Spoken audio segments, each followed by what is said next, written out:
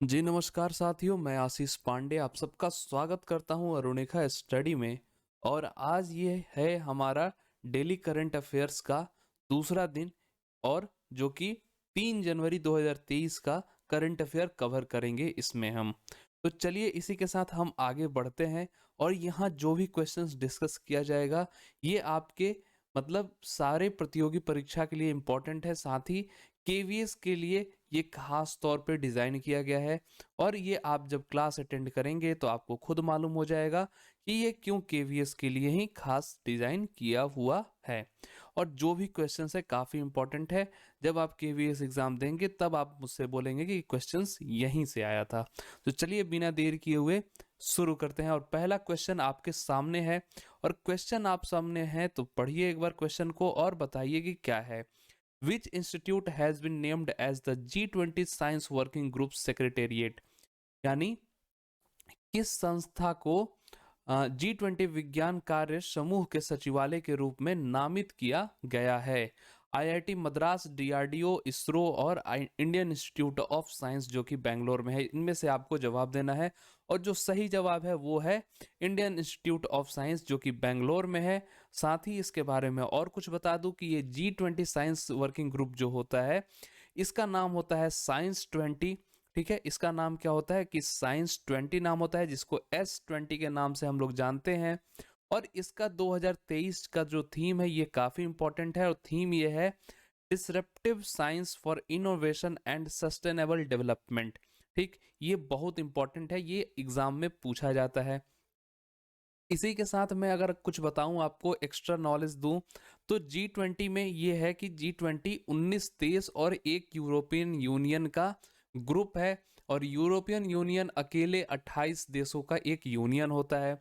इसका जो फॉर्मेशन हुआ था, ये जब बनाया गया था, इसका गठन हुआ था 26 सितंबर 1999 को। ठीक, और अभी बता दें कि हाल ही में G20 का एक मीटिंग हुआ था जिसमें श्री नरेंद्र मोदी को G20 का चेयरमैन बनाया गया है। ठीक, तो ये एक बहुत ही बड़ी उपलब्धि है भारत के लिए। तो G20 के जो चेयरमैन है, करंट चेयरमैन जो है वो हैं श्री नरेंद्र मोदी। तो यहाँ पे जितने भी पॉइंट्स आपके सामने दिए गए हैं ये सारे इंपॉर्टेंट है किसके लिए, तो आपके एग्जाम के लिए। ठीक है, आपके एग्जाम के लिए ये सारे पॉइंट्स इंपॉर्टेंट हैं। चलिए आगे बढ़ते हैं, अगले क्वेश्चन की तरफ बढ़ते हैं। और अगला क्वेश्चन आपके सामने ये है कि which ministry has launched Prajwala challenge to transform the rural economy? किस मंत्रालय ने ग्रामीण अर्थव्यवस्था को बदलने के लिए प्रज्वला चैलेंज लॉन्च किया है? Ministry of health and family welfare, स्वास्थ्य और परिवार कल्याण मंत्रालय, ministry of environment and forests, पर्यावरण और वन मंत्रालय, ministry of housing and urban affairs, आवास व शहरी मामलों के मंत्रालय, मिनिस्ट्री ऑफ रूरल डेवलपमेंट ग्रामीण विकास मंत्रालय। तो इसका जो सही जवाब है वो है मिनिस्ट्री ऑफ रूरल डेवलपमेंट ग्रामीण विकास मंत्रालय। आप सब लोग जानते होंगे कि ग्रामीण विकास मंत्रालय किसके पास है, तो ग्रामीण विकास मंत्री हैं श्री गिरिराज सिंह जी, और वो बिहार से बिलोंग करते हैं, बिहार के ही एक जगह के वो सांसद हैं। चलिए इसी के साथ प्रज्वला चैलेंज के बारे में हम लोग बात कर लेते हैं कि ये क्या है, इसमें क्या मतलब बताया गया है। तो ये जो है ये लॉन्च किया गया है union ministry of rural development के एक मिशन के द्वारा, जिसका नाम है दीनदयाल अंत्योदय योजना नेशनल रूरल लिवलीहुड्स मिशन, इसका नाम है। और ये लॉन्च हुआ है इनके द्वारा। और इसमें है क्या आपको, तो इसमें आपसे मतलब किसी इंडिविजुअल ग्रुप और या किसी ऑर्गेनाइजेशन के थ्रू आइडियाज लिया जाएगा, किस चीज के लिए, तो इस ग्रामीण अर्थव्यवस्था को और अच्छा बनाने के लिए, कैसे उसमें हम उसमें तरक्की लाए, कैसे डेवलप करें, इस चीज के लिए, उसके ग्रोथ और डेवलपमेंट के लिए एक आइडियाज लिया जाएगा सभी से। और जो उसमें टॉप 5 आइडियाज होंगे, जो टॉप 5 आइडियाज आपके सामने आएंगे, जो वहां पे आएंगे, उनको प्राइज दिया जाएगा। और वो प्राइज है क्या, तो 2 लाख रुपए का प्राइज है वहां पे। और 2 लाख रुपए प्राइज उन टॉप 5 आइडियाज को मिलेगा। अगर इंडिविजुअल है तो इंडिविजुअल को मिलेगा, ग्रुप है तो ग्रुप को मिलेगा, ऑर्गेनाइजेशन है तो ऑर्गेनाइजेशन को मिलेगा। इसके लिए जो लास्ट डेट है, इसमें अपना आइडियाज देने के लिए, आइडिया सबमिशन के लिए जो लास्ट डेट है वो है 31 जनवरी 2023। साथ में मिनिस्ट्री ऑफ रूरल डेवलपमेंट के ऑफिस होल्डर हैं श्री गिरिराज सिंह जी। ठीक, तो इतना इन्फॉर्मेशन आपको मालूम होना चाहिए। जब भी आप करंट अफेयर पढ़ रहे हैं तो उससे जुड़ी कुछ और भी बातें आपको मालूम होनी चाहिए।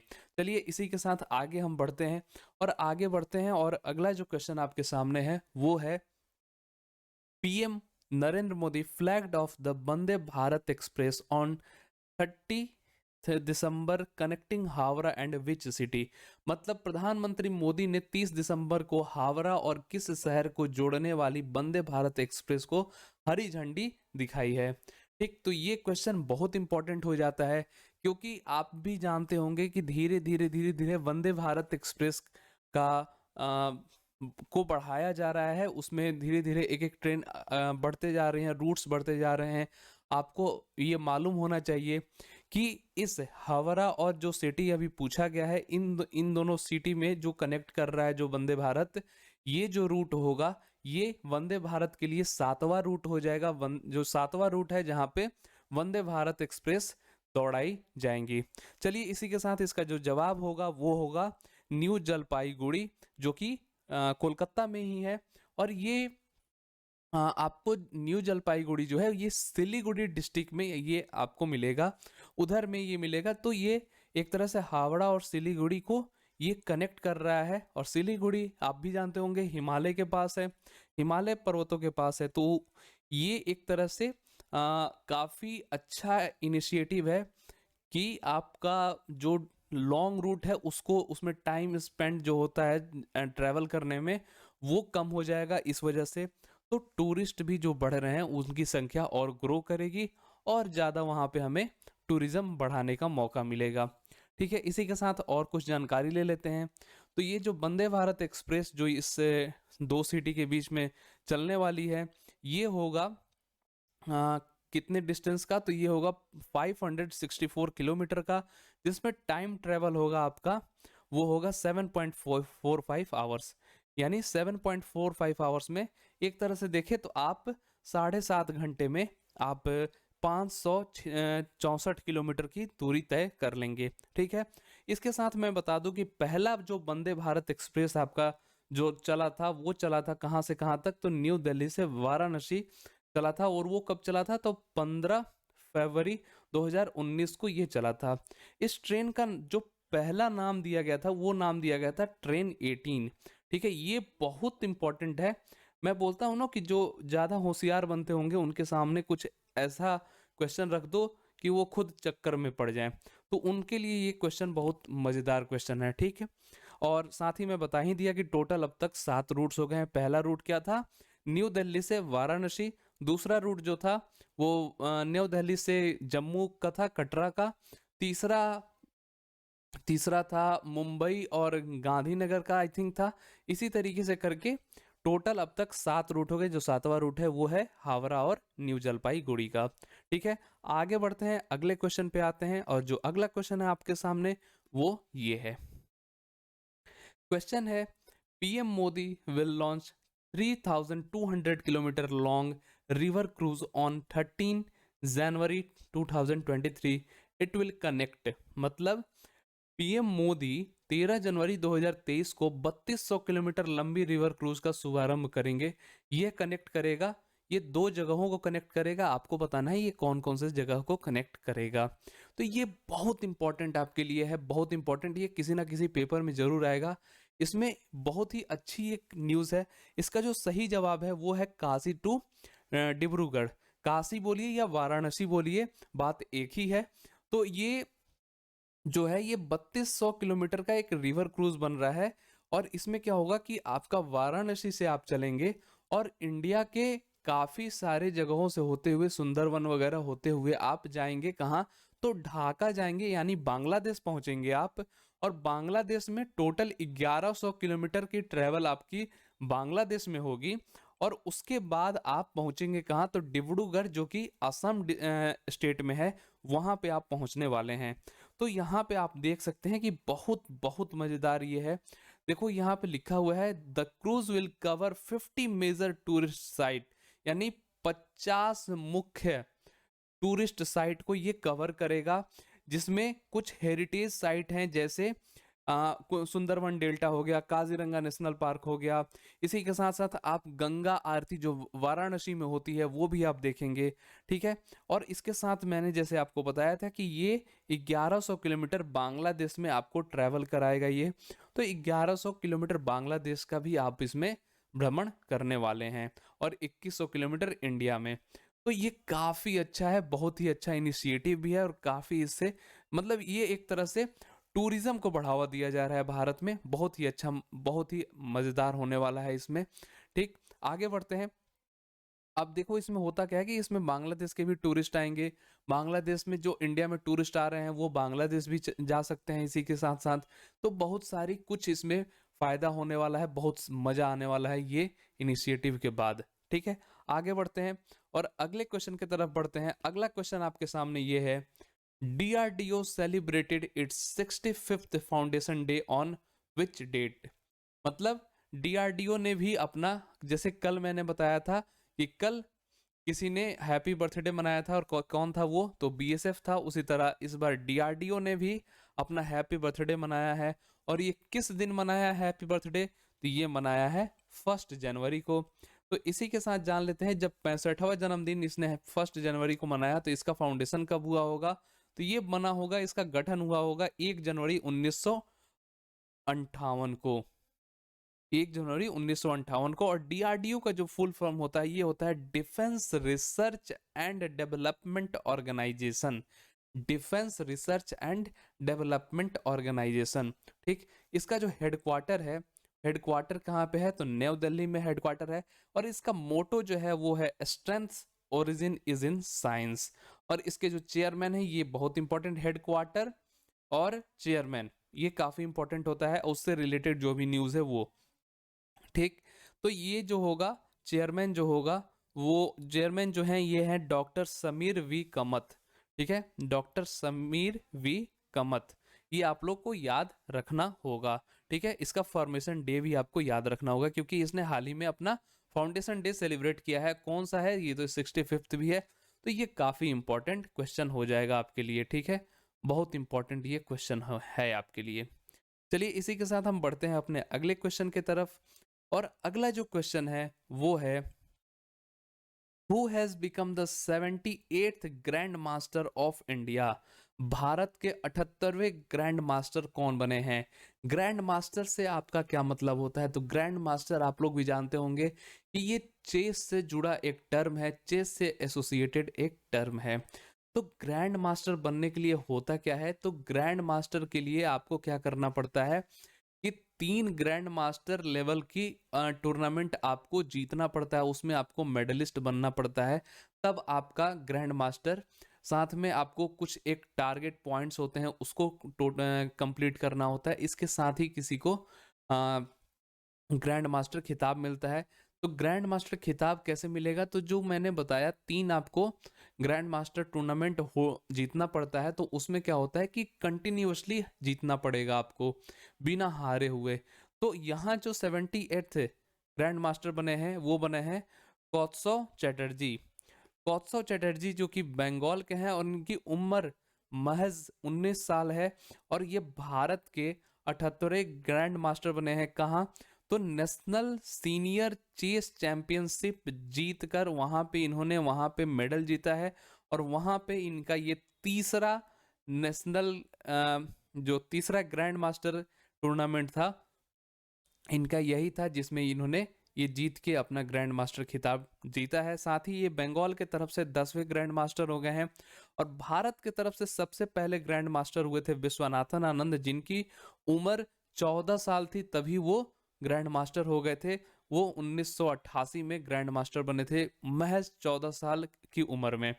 इसके साथ मैं बता दूं कि कौरसव चटर्जी जो थे ये पहला अपना खिताब जीते थे बांग्लादेश में, दूसरा ये एशियन गेम्स में जीते खिताब, और तीसरा ये जीतकर ये ग्रैंड मास्टर बन गए हैं। साथ ही इन्होंने 2500 की पॉइंट्स हासिल किया था इन 3 साल में। चलिए आगे बढ़ते हैं, इसी के साथ अगले क्वेश्चन पे हम आते हैं। अगला जो क्वेश्चन है वो है, PM Modi virtually inaugurated the 108th Indian science Congress on 3rd January eight which place. आज ही के दिन में पीएम मोदी 128वीं भारतीय विज्ञान कांग्रेस का उद्घाटन किए हैं। ठीक है, तो ये कहाँ पे किए हैं, किस जगह पे किए हैं, ये आपको बताना है। ठीक, तो आपकी जानकारी के लिए मैं बता दूं कि ये जो हुआ है ये नागपुर में हुआ था, और जो इंडियन साइंस कांग्रेस है इसका जो निर्माण हुआ था ये कोलकाता में हुआ था, इसका हेडक्वार्टर भी कोलकाता है, और ये निर्माण हुआ था 1914 में। तो ये ब्रिटिश के ही कुछ लोग थे जिन्होंने इसका निर्माण किया था। और इसका इस साल का जो थीम है, ये थीम क्या है, science and technology for sustainable development with women empowerment. ठीक है, तो ये काफी इंपॉर्टेंट है, ये लाइन तो बहुत इंपॉर्टेंट है। साथ ही 108th science Indian science Congress जो है ये भी इंपॉर्टेंट, आपको याद रखना पड़ेगा कि इस साल हम लोगों ने 108th इंडियन साइंस कांग्रेस का जो सेशन था वो हुआ था, और कहाँ हुआ था, तो नागपुर में हुआ था। तो ये क्वेश्चन आपके लिए काफी इंपॉर्टेंट हो जा रहा है। चलिए बढ़ते हैं अपने अगले क्वेश्चन की तरफ, और जो अगला क्वेश्चन है वो है, Nijaat campaign of which state police has been awarded with the IACP 2022 award.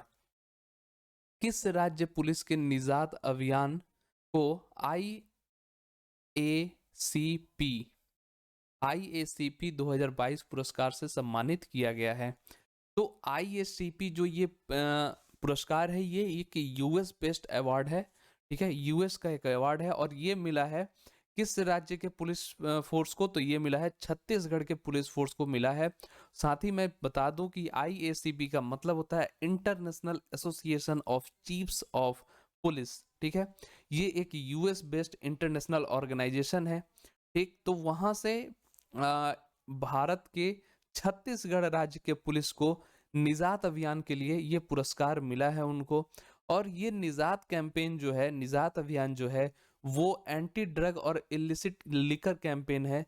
मतलब आपको इलीगल जो शराब होती है उसके लिए, उसको रोकने के लिए, और ड्रग्स रोकने के लिए ये कैंपेन चलाया गया है। किसके द्वारा, तो छत्तीसगढ़ के पुलिस के द्वारा। साथ ही जान ले छत्तीसगढ़ के जो CM है वो है भूपेश बघेल, और गवर्नर है अनसुईया उइके। ठीक है, तो इतनी इंफॉर्मेशन आपको होनी चाहिए इसके बारे में। ठीक है, क्वेश्चन इससे बहुत ज़्यादा पूछा जा सकता है। ठीक है, यहाँ से भी क्वेश्चन पूछा जा सकता है। ये तो मैंने क्वेश्चन बना दिया, तो ये तो है ही, और ये जितने भी पॉइंट्स हैं ये सारे पॉइंट्स आपके क्वेश्चन के लिए ही बनाए गए हैं, यहाँ पे पॉइंट्स दिए गए हैं। तो जहाँ भी आप लिखते होंगे वो इस तरीके से, इस ढंग से आप लोग लिखेंगे कि आपका एक एक पॉइंट कंप्लीट हो जाए। जितना इंपॉर्टेंट है उतना ही मैं यहाँ पे बताता हूँ, इससे ज़्यादा नहीं बताता हूँ। चलिए इसी के साथ आगे बढ़ते हैं, और अगला जो क्वेश्चन है ये है, what is the export target for agriculture and processed food products from India for 2022-23। मतलब 2022-23 के लिए भारत से कृषि एवं प्रसंस्कृत खाद्य उत्पादों के लिए निर्यात लक्ष्य क्या है। तो आप लोग भी जानते होंगे कि हर साल एक टारगेट किया जाता है, इंपोर्ट एक्सपोर्ट टारगेट होती है। तो इस बार के लिए एग्रीकल्चर और जो प्रोसेस्ड फूड प्रोडक्ट का जो है उसका एक्सपोर्ट टारगेट क्या था। तो ये एक सेशन में डिवाइड रहता है, एक एक सेशन के लिए किया जाता है। तो ये जो सेशन था ये अप्रैल 2022 से लेकर मार्च 2023 तक के लिए सेशन में था, जिसमें जो टारगेट किया गया था वो था $23.56 बिलियन। $23.56 बिलियन ये टारगेट किया गया था, जिसमें से 74% टारगेट अभी तक अचीव हो चुका है। मतलब दिसंबर तक आप समझ लीजिए कि अप्रैल 2022 से लेकर दिसंबर 2022 तक 74% हमने टारगेट अचीव कर लिया है। अब बचे हुए 3 महीने में हमें 16%, सॉरी 26% का टारगेट अभी अचीव करना है। ठीक है, टाइम पीरियड भी मैंने यहाँ पे लिखा हुआ है। तो ये कंप्लीट आपको इन्फॉर्मेशन होनी चाहिए इस चीज़ के बारे में। ये क्वेश्चन मतलब इम्पॉर्टेंट तो है ही, लेकिन कितना इम्पोर्टेंट है तो ये बस इस लाइन पे इम्पोर्टेंट, बस क्वेश्चन की जो लाइन है बस उसी पे इम्पोर्टेंट रखिएगा। एडिशनल इन्फॉर्मेशन एक ये था आपके लिए, ये आप उसमें लिख लीजिएगा, इसका उतना कोई ज़रूरी नहीं है। ठीक है, आगे बढ़ते हैं, अगले क्वेश्चन पे आते हैं। सॉरी, यहाँ पे ख़त्म होता है। जो भी करंट अफेयर के जितने क्वेश्चंस थे वो हो गए हैं, लगभग 10 क्वेश्चंस हमने किए हैं। साथ ही मैं बता दूं कि जो लोग टेलीग्राम, इंस्टाग्राम और फेसबुक पेज को फॉलो नहीं किए हैं, लिंक जो है वो डिस्क्रिप्शन बॉक्स में दिया हुआ है, वहाँ पे जाके आप लोग फॉलो कर लेंगे। बहुत ही जल्द करंट अफेयर क्विज शुरू होगा हमारे टेलीग्राम ग्रुप में, और जो यहाँ पे करंट अफेयर कराया जाता है उसी का शुरू होगा ये क्विज, और जो विनर होंगे अगले क्लास में उनका नाम दिखाया जाएगा। तो चलिए इसी के साथ हम सेशन को ख़त्म करते हैं, और जो लोग चैनल पर नए होंगे चैनल को जरूर सब्सक्राइब करेंगे, वीडियो को लाइक और शेयर सभी लोग करेंगे। मिलेंगे अब आपसे अगले वीडियो में, तब तक के लिए ta ta bye bye and thank you. जय हिंद।